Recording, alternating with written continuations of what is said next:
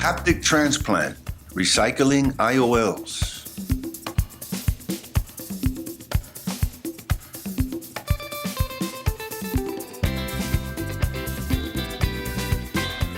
It's necessary to recycle almost everything. Nature is calling us. Can we apply this motto to the IOLs? This first case had a posterior chamber 3-piece IOL placed in the anterior chamber.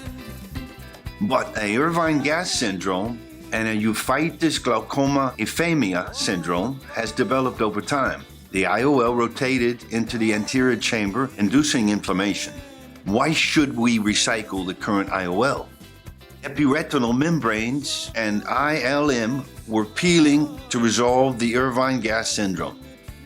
Using our cow hitch technique surgery, it's possible to recuperate the same IOL.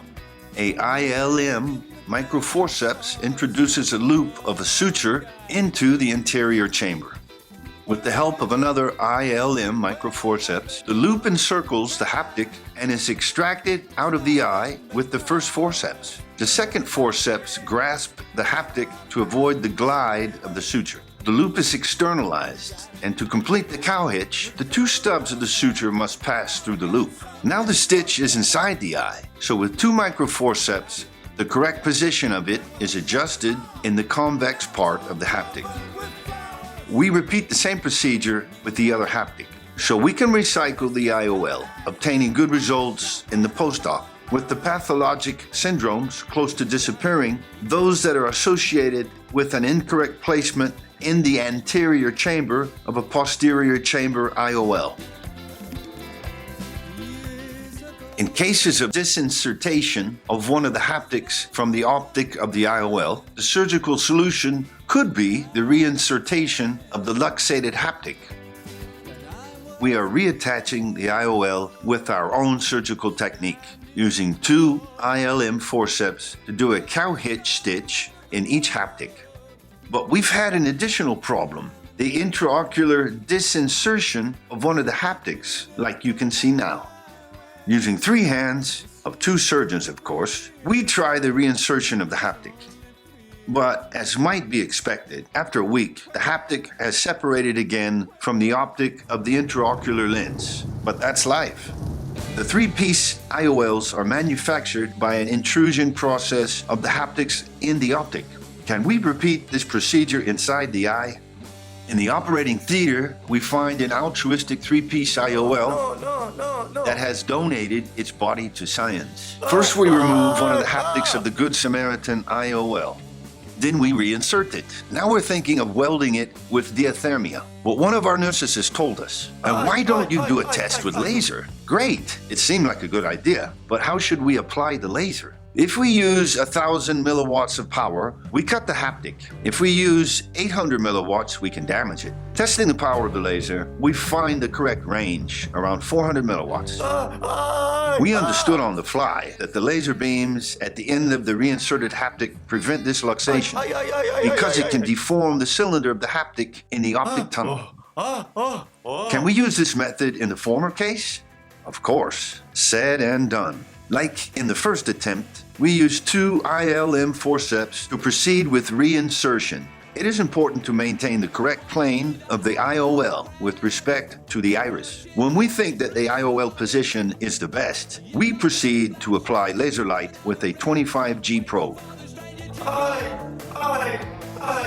Now the postoperative has been just as successful. That's a relief. This new case is a Gilles de la Tourette syndrome, a 39-year-old man. The involuntary movements of the hands and of the head can bring on a retinal detachment first, the luxation of the in-the-bag IOL complex after, and the scleral sutured IOL luxation finally due to a luxation of one of the haptics. In this occasion, we used an endoscopic system to rescue the lost haptic. Then the haptic is extracted out of the eye to be sutured with the 10-0 polypropylene. Finally, the same haptic is reintroduced into the eye. We can reinsert the haptic in the optic using the same surgical procedure.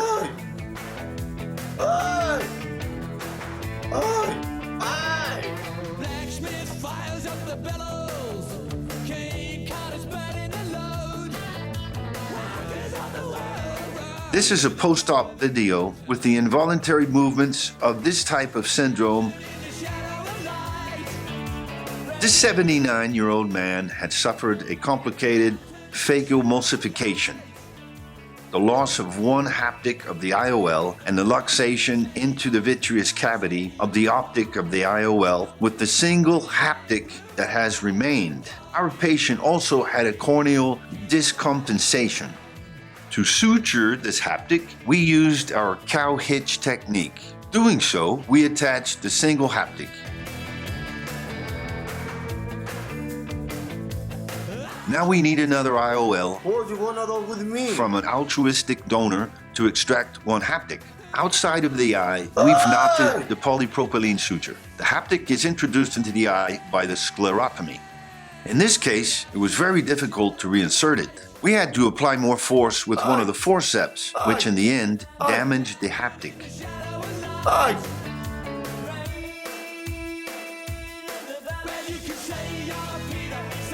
But the haptic broke when we placed the IOL by the pulling of the haptics. We show here the firm junction created by the laser. A second attempt. The tunnel of the receptor IOL is more narrow than the donor haptic, so we sharpen the haptic with scissors prior to its reinsertion. Now the procedure has been successful at last. Like in all cases, it is necessary to apply a laser with the correct amount of power, around 400 milliwatts. This combined surgery finalized with the DSAEK procedure. You can see as the haptic transplantation resists the air injection. In the post-op, in this anterior OCT study, IOL and DSAEK are in the correct positioning. We must fulfill our commitments regarding climate change. Recycling is in. It's the answer. We must use what nature provides us to avoid greater harm and damage in the future. Recycling IOLs could be a good option for our patients. Avoid secondary astigmatism, new corneal incisions, more corneal damage, etc. Recycling IOLs is in also. Thank you very much.